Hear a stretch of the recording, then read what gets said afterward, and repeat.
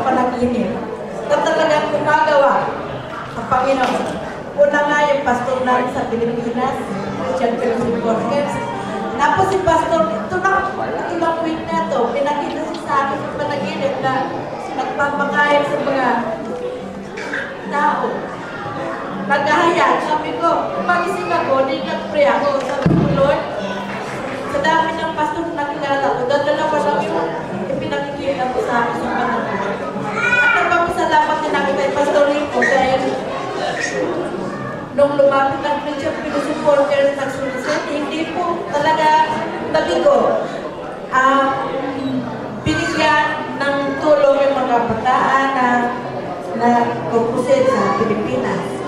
Nagpapasalamat din po ako kay Pastor Rico dahil nung pumunta ko rin sa Dubai, pangalawang church, ay pangatlong church ito na punta ko at dito na ako nagtagal. At dito ko naramdaman yung tunay na pagmamahal ng isang pamilya. Pagka magpatanda ako sa edad, tinuturing ko rin po siyang tatay dito sa church na ito, sa position na ito, sa spiritual na buhay, siya rin ay ituturing ko rin tatay. Ako'y nanay din niyang tawagin. At nagpapasalamat ako dahil marami ako natutunan. Totoo na, may alam nga ako, konti. Dito sa Dubai, marami ako natutunan. At ito, saan man ako din ako may balak suwi. At wala na akong balak na bumalik. Pastor Rico, saan man ako magalating, saan man ako talin ng aking mga babaunin ko yung mga natutunan ko dito sa inyo. At maraming salamat. Huwag po kayo mag-alala, maririnig nyo pa rin ang boses ko. Kaya maraming salamat.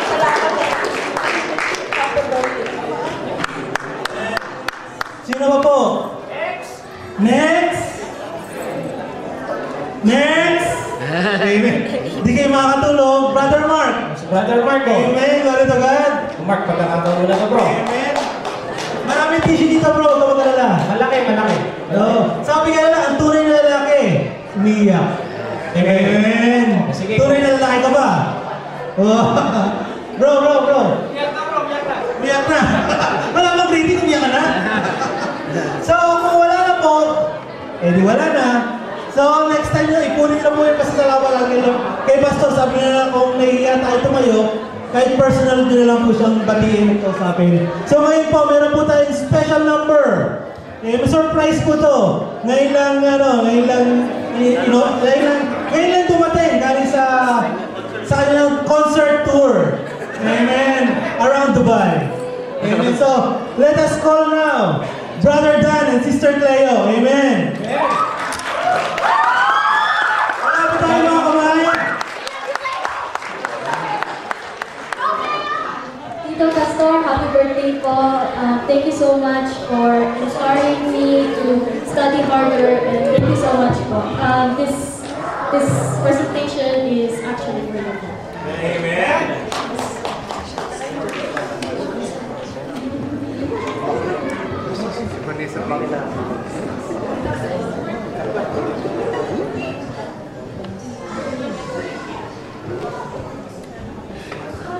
Wala ba kayong mga kamay? Amen. Tatay niya yun.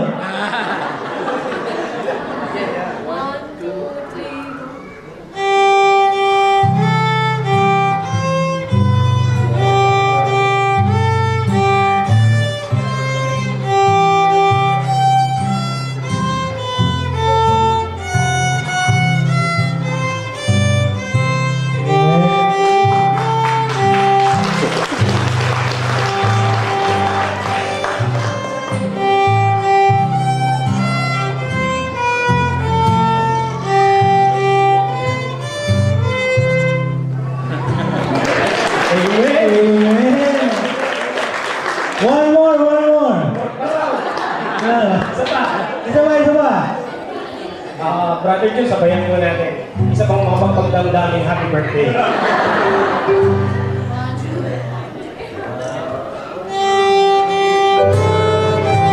Sabayan po natin. Tayo po yung sa bawat kumanta. Just be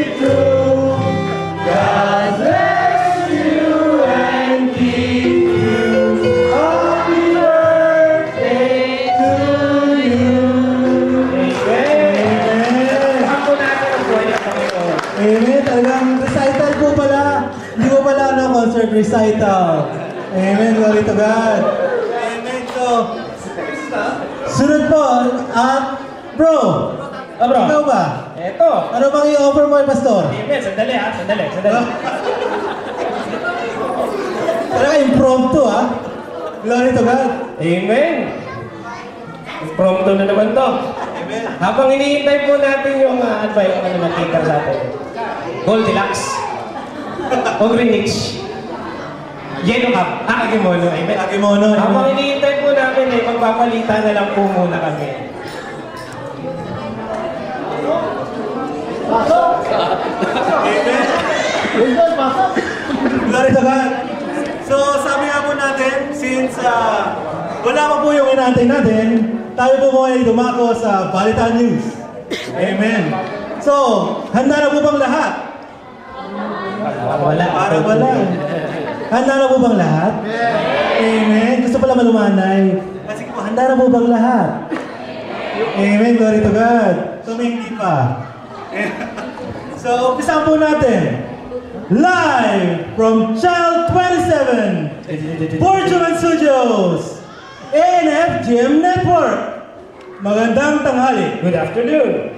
Humanda kayong lahat. You better watch out.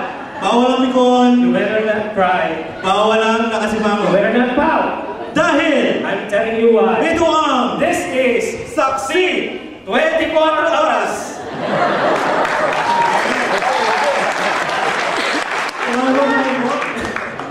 Excuse me po.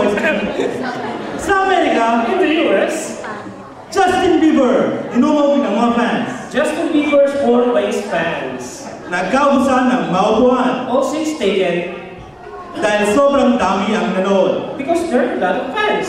Madami tuloy ang nakatayo na lang. Stand fan. Ang iba, umakyat sa pader. Wall fan. Meron ding sumabit sa kisame. Ceiling fan. Ang iba naman, tumungtong sa mesa. Desk fan. Sa kasamang palad, isa sa mga tagahanga ni Justin Bieber ang namatay dahil na kuryente. Electric fan. Gayun naman, di naman nagkagulo dahil di nila pinigiran ang init ng ulo. Aircon. Sa ibang balita, In other channel, nilipat. sa Malabon, In Malabon, isang lalaki ang humihingi ng tulong. a man is asking for help. Ang pangalan niya ay Ruben. His name is Robin. Si Ruben ay may nunal sa ilong. Robin has a mole in his nose. Napakalaking nunal. Mega mole. Ito daw ang pinakamalaking nunal sa Asia. Mole of Asia. Bukod nga sa malaki ito din daw ay sintigas ng bato. Rockwell. Nakaharang sa mata, kaya hindi na makita ang dinadaanan. Gateway. Bakit naman gateway? May card ka, nakasalanin, makadampa. The gateway. Sige na nga. Dahan-dahan siyang maglakad. Metro. Pero madalas pa rin siyang... Shangri-La. Pero madalas pa din siyang bumagsak sa lupa. Landmark. Yan na naman, bakit landmark? Kung bumagsak na lupa, magkakamark ka. Landmark. Nalagas ang kanyang ngipin. Kaya ngayon, siya ay nakapustiso. Pure gold? Layo naman nun, pustiso, pure gold. Pag may pustiso, may gold, dinanakaw ngayon. Sirga, sinubukan niyang tanggalin ang kanyang pustiso. Try. Pero wag, No. sabi ng kanyang ina. Ma. Huwag kang pabigla-bigla na, Biscuit. Isitan. kung hindi, makakatim ka sa akin ng sinturo. Green belt. Sisinturunin kita ng 5 beses. Green belt 5. Gusto tuloy niyang lumapit kay President Arroyo. Glo? Dorieta? Si Robin. Robin. Ngunit, But, ang anak ni Robin Robinson? ay nasirang tiyan. Robinson's diarrhea. Palagi! Ever. At yan ang mahuling balita And that's the latest news. mula sa mga guwapong tagapagbalita Handsome reporters.